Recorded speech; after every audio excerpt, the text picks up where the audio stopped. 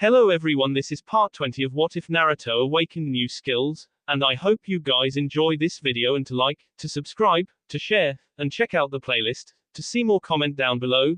Now let's start the intro. They call me a god. They call me a god.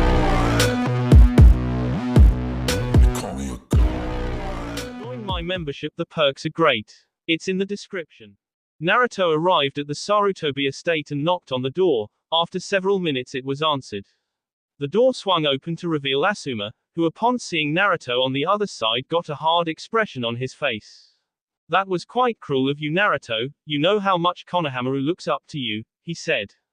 "Which was exactly why I did it. I needed to push him to his limits. If he could K me, then I knew he would be able to be one of the greatest ninjas ever. In truth, I don't think I could have K Sasuke if he'd gone rouge. May I see him?" replied Naruto. Asuma didn't look very happy but motioned for him to come in. He led Naruto through the house and up to the second floor, then along the hallways till they got to the last room and Asuma knocked on the door. "Konohamaru, there's someone here to see you," he said through the door. The sounds of shuffling items and sniffling could be heard inside before the sound of footsteps coming towards the door, and then the door opened to reveal Konohamaru standing with puffy red eyes and streaks down his cheeks, clearly showing that he'd been crying.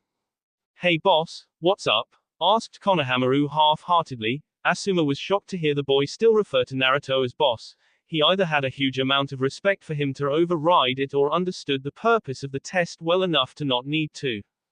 "I came round to see how you were doing and have a little chat with you," said Naruto softly, and Konohamaru seemed to brighten up considerably at this. "Come on in, boss," he said weakly as he turned around and walked back into the room. Naruto nodded his thanks to Asuma before following the boy into the room. The room was about a 1.5 meters by 1.5 meters across. From the door was the window with light blue curtains. The bed was up against the wall on the right with the headboard butted up against the wall. The window was on. Above the head of the bed was the same poster of the Konoha emblem Naruto used to have above his bed. Above the bed on the right-hand wall was a map displaying all the nations and ninja villages in the elemental countries. At the end of the right wall at the junction with the wall the door was on sat a small box containing various types of kunai and shuriken. The entire left wall was taken up by a walk-in closet, but Naruto suspected that it was used to keep pretty much everything, since beyond the small desk and chair on the left side of the wall the room was pretty much empty. "How are you feeling?" asked Naruto after he closed the door and turned back round. Konohamaru slumped down on his bed and stared at the ceiling for several minutes before he answered. "Better but not Brill. I can understand why you wanted us to K, but why did I have to K you?" he asked without taking his eyes off the ceiling. "Because I know how much you look up to me. I remember the day I graduate from the academy. I was tricked into stealing a scroll and ended up learning the shadow clone jutsu before having to defeat a traitor. Really, I should have K him, but back then I couldn't. He's currently locked away for his crimes," explained Naruto. Konohamaru seemed to mull over the information before sitting up and nodding at Naruto. Naruto smiled. "So I can expect to see you in class tomorrow then?" he asked. "Count on it, boss," replied Konohamaru. "Oh, one last thing. I want you to wear those weights I gave you all the time now. The rest of the class is so you should," Naruto said. Konohamaru nodded, then Naruto got up and waved goodbye before walking out of the house, shouting his goodbyes the rest on the way. Once outside he vanished in a flash of yellow. Naruto appeared outside the front door of the Hyuga main house to find the entire compound in chaos. He quickly tried to work out what was going on when suddenly the door opened to reveal Neji. "Naruto, thank Kami you're here. Mizuki's broken out of jail with the help of Fuijin and Raijin. He heard from some of the guards that you were engaged to Hinata. He took her. Hanabi's in an even worse state than before. Kotetsu has begun chasing him," said Neji. Naruto swiftly weighed up his options and determined the best course of action. "Neji, I need you to look after Hanabi. I'm going to get Kiba and Shino and give chase. If it's me that bastard wants, then it's me he'll get, and send someone to tell Tsunade those two are out. She'll deal with them," said Naruto, his voice leaving no room for argument. Neji nodded and Naruto was once again gone in a flash of yellow. Naruto quickly found Kiba and Akamaru, who was now up to Kiba's waist, training at the Inuzuka clan estate. Within 3 minutes they knew the situation and were ready to go. Mere moments later Naruto, Kiba and Akamaru appeared outside the Aburame estate to find it buzzing with activity and the ever-stoic Shino already waiting for them, his Kikai buzzing around him showing his agitation. Quickly the three left and were following Kotetsu's trail through the forest on the west side of Konoha. It took over 15 minutes for them to finally catch up with Kotetsu. They tracked him to a large building that had once been used for the Chunin exams preliminaries but was now in a terrible state of disrepair. Naruto activated his infrared vision and, leaving Kiba, Akamaru and Shino outside, appeared inside the building in a yellow flash, blinding Mizuki for a moment but not Kotetsu, who had sensed his chakra coming and covered his eyes. Once inside, Naruto switched from infrared to night vision. "Mizuki, you bastard, where is Hinata?" demanded Naruto, watching Mizuki very carefully. "Wouldn't you like to know, demon? You've corrupted her enough, so I thought it would be best to keep her away whilst she gets re-educated," taunted Mizuki. Naruto's bee was starting to boil. "The last person to threaten Hinata was Orochimaru. I nearly killed him and you will face the same fate if you don't take me to her right now," growled Naruto. Mizuki laughed and launched a kunai at him. Naruto just reached up and caught it. "So you've gotten a little skilled, I see. You're still no match for me," Mizuki again taunted. "Mizuki, if you weren't such an idiot I'd feel sorry for you. Naruto's the strongest shinobi in this village. He makes his father, Minato Namikaze Hokage seem weak. Naruto'll leave him to you," said Kotetsu. Naruto just nodded and Kotetsu vanished in a cloud of smoke to join the two boys and a dog standing outside. As soon as Kotetsu left, Naruto kicked it up a notch, appearing right in front of Mizuki. "It doesn't matter how much you suppress your chakra, bastard, I can see in the dark," said Naruto. "Just like the fox you were then, Ada," Mizuki began before discovering that pissing Naruto off got you free flights into hard objects. "You want to know something, Mizuki? The fox doesn't exist anymore. I absorbed his chakra and memories to save Hinata. Hell, you picked the worst possible time to piss me off. I got back today from a number of S-class ninjas on a higher level than Itachi Uchiha, and I was looking forward to a quiet night in with Hinata," said Naruto, once again appearing in front of Mizuki. He smirked. "Like I believe that, you were the S-last, bottom of the class, the hopeless case, you'll never beat me, you just got a lucky shot," said Mizuki before repeating Kotetsu's escape, only this time Naruto followed. 20 meters from the tower, Mizuki reappeared. He bent over, supporting himself by placing his hands on his knees and breathing deeply. Then he saw a yellow flash from behind him. Quickly he spun round and there was someone. At first Mizuki thought it was the fourth Hokage. "No, it can't be he. That idiot Kotetsu was lying. It couldn't. That demon must be using a henge or a genjutsu to cover the whisker marks, but still with that much strength and power I'm going to need that to beat him. It should be ready by now," thought Mizuki. "You won't fool me, demon," he said before jumping off into the trees. Naruto just calmly followed. Mizuki was running flat out and getting very tired while Naruto hadn't even broken a sweat. After chasing Mizuki for nearly 10 minutes, they finally arrived in a clearing at the base of a small hill. Part of the hill had been dug out and it led into a small cave. Mizuki quickly ran into the cave while Naruto just stood in the clearing and waited for him to re-emerge. I almost feel sorry for Mizuki, but he had it coming, taking Hinata. Even other nations aren't that stupid now. Apparently Hinata's got a page in Iwa's bingo book with a warning. "Do not engage. Life partner to the lightning leaf. Certain death to any that injure her. And even the Tsuchikage would flee on sight of her," said Kiba. Akamaru barked his agreement and Shino just nodded. "I know what you mean. I thought Mizuki was stupid the first time he went after Naruto, but I didn't think he'd be this stupid," said Kotetsu. The three were walking along following Shino's bugs since he'd placed one on Naruto.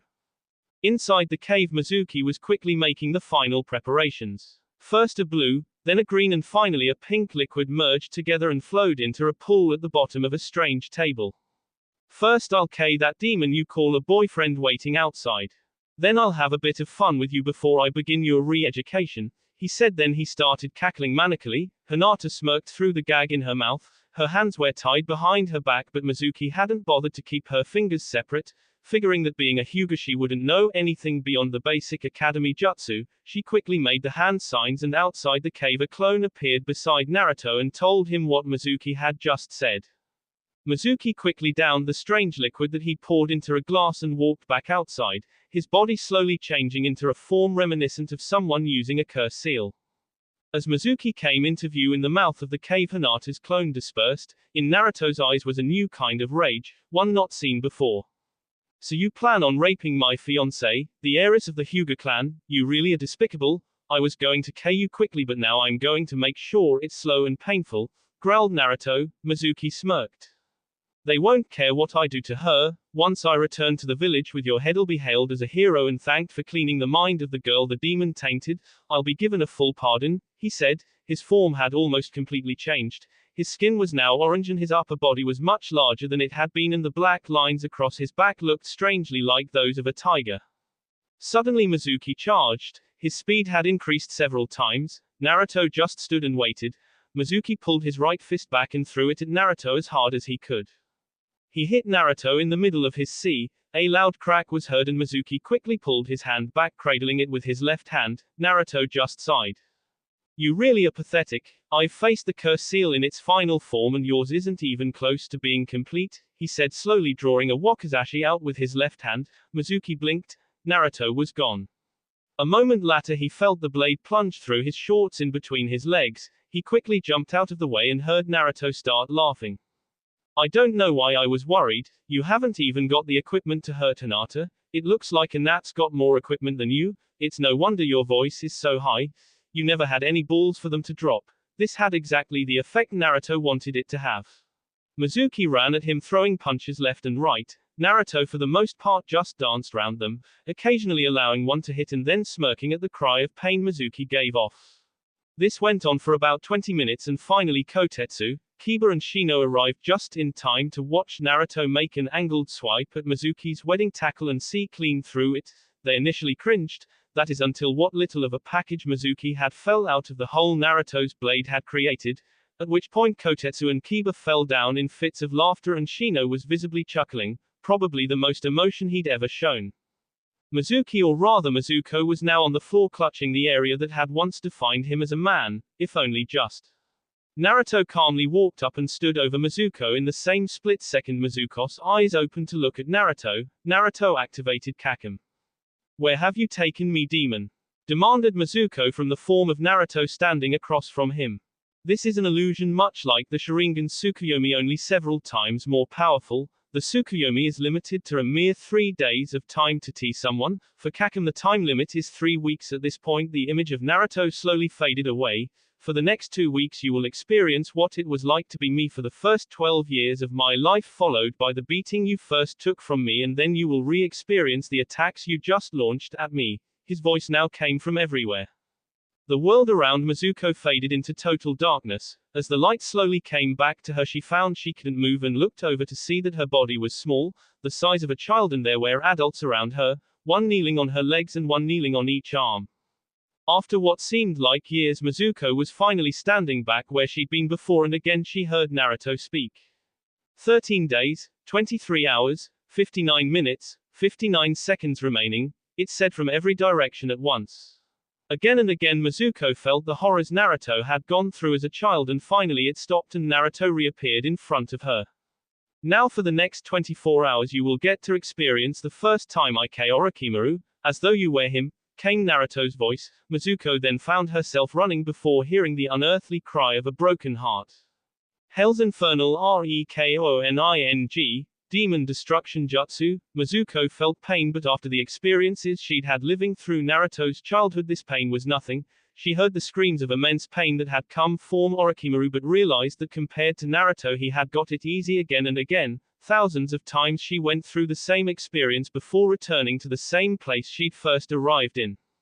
For the next 3 days you will watch every single one of the people you've ever cared about BT, and then in the final 3 days you will experience the deaths of every single person you've ever as though you were them, said Naruto coldly. Again the world faded to black, and exactly as Naruto had promised, she watched every single person she had ever cared for BT and K again and again, followed by experiencing what it was like to be the victim of his K. Finally Naruto released Kakem and Mizuko stopped moving, save for the steady movement of her C to show she was still breathing. A clone appeared beside Naruto and quickly ran into the cave. A couple of minutes later it walked back out holding Hinata's hand and led her to Naruto before dispersing. Would you care to be the one to break a limb and bring her back into the conscious world? He asked. Hinata nodded and walked up to the unconscious form of Mizuko. Grabbing her ankle, she lined her foot up so that the side ran parallel with the floor, then she put her own foot just below Mizuko's foot and pulled upwards. The result was a resounding crack and squish, followed closely by a curdling scream, or at least it would have been if it had been any other person. Hinata held out her hand. Naruto reached into his pocket and pulled out a scroll. He quickly unrolled it and placed his hand on the scroll. A moment later the smoke cleared and in his hand was a scythe which he passed to Hinata. Mizuko looked on as Hinata raised the scythe. To her it looked like the Grim Reaper had come to call, and she couldn't look more beautiful. She closed her eyes and waited for the end, only to let out another scream as Hinata s her left leg off below the knee. Who is this girl? She was the quiet one. She couldn't even form a sentence without stuttering, never mind being able to hurt someone like this. Mizuko's mind raced with questions which were continually being interrupted as Hinata continued the slow and painful dissection of the now helpless body before spinning the scythe on the palm of her hand and creating a S just big enough to cause Mizuko to S by drowning on her own B mere moments before she would S of B loss. Kotetsu, Kiba, Shino and even Akamaru silently vowed to never piss Hinata off, ever. Hinata and Naruto calmly walked back over to them, the parts of Mizuko sealed away in a scroll. Let's go back, said Naruto, and each member of the group placed a hand on the boy's C and vanished. Naruto chucked the scroll onto the desk that Minato was sitting at doing paperwork. Minato looked up from the work to see Naruto, Hinata, Shino, Kiba, Akamaru and Kotetsu standing in front of him. What's left of Mizuko is inside that scroll, said Naruto, pointing at the scroll that Minato had just picked up. Minato looked up from it in surprise. Don't you mean Mizuki? He asked. Trust me, Lord Hokage, it was Mizuko after Naruto removed what little there was there to begin with, said Kiba, accompanied by a bark and a whine from Akamaru. Minato merely nodded. I'll drop by in a while with the reports for the class, but I need to see if Hanabi's okay first, said Naruto. Okay, I'll talk to you then, son, replied Minato, and a moment later was left alone in the room after a yellow flash. He was glad the daimyo had decided to go back to his hotel room until Naruto was ready to make his initial report on the class. Naruto and Hinata dropped off Kiba, Akamaru, Shino and Kotetsu and then returned to the Hyuga compound, which was a lot quieter now. After hearing that Naruto himself had gone after Mizuki, they stopped worrying about Hinata's safety and started wondering how many pieces Mizuki would come back in, because if Naruto didn't see him up, Hinata certainly would. Over the past 2 years her confidence had grown to the point you wouldn't guess she ever had a problem with her confidence and had no problem letting people know when she wasn't happy. They walked in and headed for Hanabi's room. Once they arrived, Hinata knocked on the door and after a couple of minutes they heard a muffled, "Come in," from the other side, so Hinata slid the door open and they stepped inside, then Naruto slid it closed. The room was quite sparse. On the far wall was the window. The right-hand wall was a large closet with doors made from a rare oak, only available in mist. Not that Naruto expected anything less from the clan that had almost as much money as Konoha itself. The left had the head of a queen-size bed butted up against the center of it, covered in white bedclothes, and lying face down on the bed with her head buried in a pillow was Hanabi. How are you feeling? Asked Hinata. It was immediately apparent that Hanabi hadn't checked who was at the door when she'd said for them to come in, because her head flew up and a mere moment later her arms were wrapped tightly around Hinata's waist. I'm so glad you're safe, Hinata. I was so worried about you, she said. Hinata looked down at her and smiled. Now did you really think that Naruto would let anything happen to me? Asked the older girl. At this point Hanabi realized that Naruto was also in the room, so she turned to him, her face contorted as her mind fought. On one hand she was still pissed at him for what he had her do earlier, and on the other she was grateful to him for saving her sister, and she really couldn't decide which to go with. Naruto saw her dilemma and decided to ask the question he needed to. Do you understand the reason I made you Neji? He asked. Hanabi's face contorted even more as she tried to comprehend the reason he could have possibly had for wanting her to K her cousin. After several minutes of deliberation she finally shook her head. Naruto sighed. He was going to have to explain it to her. You see Neji as a brother, don't you? Naruto stated, getting a nod from the girl. He continued. So the only people that could hold a bigger place in your heart are Hinata, your father, and the boy you fall in love with, he continued, the last one getting a blush from Hanabi. Hinata looked at her curiously but decided to leave it for another occasion to question it. So if your best friend decided to turn rouge and leave the village, maybe K a few people on his way out, knowing that you could K someone who was like a brother to you, do you think it would be easier or harder to K them if you had to? He finally asked. Hanabi's face once again contorted in thought for several minutes before it brightened up a bit. It would be easier for me to K them because I wouldn't have the same level of attachment to them, she replied. Naruto and Hinata smiled. Excellent, we all know that neither Neji nor your father are likely to leave this village soon, and if Hinata left it would be with me, and even Danzo isn't stupid enough to send someone after us. Oh, and here are the weights you need, wear them all the time, said Naruto, handing her a scroll. Hanabi's face brightened considerably with her new understanding. You better go and see Minato, Naruto. I'll see you at home later tonight, said Hinata. Naruto nodded and once again vanished in a yellow flash. So tell me, Hanabi, who have you got a crush on? Asked Hinata, once again getting a blush from the younger girl. Well, I did have one on Konohamaru, but after my enlightening time bearing the cared bird seal, I kind of got a crush on Neji Makawari, and Mai Minazuka, said Hanabi, fidgeting constantly. Hinata smiled. So you're not just interested in guys then? Good for you, I hope you get them both. I better go and speak to Dad before I head home. Care to come? Replied Hinata. Hanabi nodded firmly once, and grabbing Hinata's hand the pair walked off in search of Hashi. Naruto appeared in the Hokage's office to find Minato and the daimyo sitting having a conversation about the Chunin exams in 9 months' time. Minato quickly noticed Naruto's presence and waved him into the available seat. Now Naruto, tell us, what do you think of the class? Asked Minato. Well, I'm not surprised most of them were on the lower end. Most can make at least 5 bushin and the apparent last can make over 30. It's no wonder he could never do the 2 they would ask for. His chakra control sucks. Same with most of them. I have 3 suitable candidates for medics, so I need to talk to Sunit about beginning their training. All in all, I think they're a far better group than the academy gave them credit for. Also, I need you to update these files as shown, he said, handing Minato a piece of paper. Minato looked it over carefully before looking up and handing it to the daimyo. So you're telling me that 3/4 of the class have made their first K, and you would rate most of the lowest in the class as on par with your own class? Asked Minato, astonished at the information Naruto had given him. That's right, I think the fact that the last made more than any other and did nearly 4 times as many laps proves that point, and with the training schedule one have planned, I expect him to be at the same level as the Shi-Ino-Cho team was when they entered the Chunin exams the first time. Add to that I've got 'em all wearing weights, replied Naruto. Wait a minute, you're telling me that you expect this group of academy students to be able to participate in and pass the Chunin exams on their first try? Asked the daimyo. No, I don't quite think they'd be able to pass, unless the rest of the teams were quite weak, but I certainly think they wouldn't be that far off, said Naruto. Minato and the daimyo contemplated this new information for a couple of minutes. How were you able to give them their first K? Asked the daimyo. Naruto smiled. It's an advanced clone technique. It takes a lot of chakra to create, but once done they can only be dispersed by a K blow. Before they go they will give all the signs of being a real person, right down to be so. Whilst it isn't quite the same as actually K, it's close enough that they have the experience and won't hesitate in battle, which was what I did my first time. I was lucky, the person I fought wanted to when I was due to land the K blow and they didn't put up a fight, but had that not been the case it's likely I would have suffered a near-death experience, explained Naruto, confusing the daimyo. Why would it have only been a near-death experience? He asked. Because I've never been easy to K. Thanks to QB I can survive almost any injury short of having my head removed, he said flatly. The daimyo's mouth formed an O shape as realization hit him. Okay, well I think that answers everything. You can go now, Naruto, said Minato.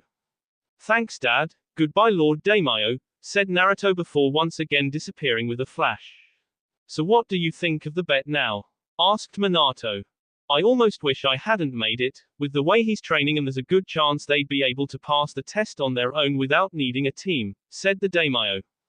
I'm not sure about that. Naruto himself will be taking a team and I have a feeling that he'll find a way to make it hard enough to test them, said Minato. Naruto returned home to the smell of ramen being cooked. He slowly ambled through the house into the kitchen following his nose and arrived to find Hinata standing over a large pot of shrimp ramen.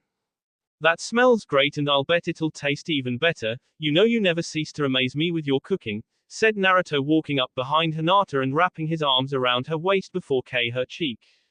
I aim to please, replied Hinata, and tonight's going to be extra special with the ingredients I added to this one, she thought. 10 minutes later Hinata poured the ramen into bowls, added the toppings and placed 7 bowls on Naruto's side of the table and 2 on her own. They both sat down and began eating, discussing the events of the day and what could be done with Naruto's training regimen for his new students. Around half an hour later they decided to head to bed, and for the next several hours the sounds emanating from their room could be heard as far away as the Uchiha compound. Later both would describe the night as one of the best of their lives. That will be all for this video. Be sure to like, subscribe, share, and comment down below for more videos. Goodbye.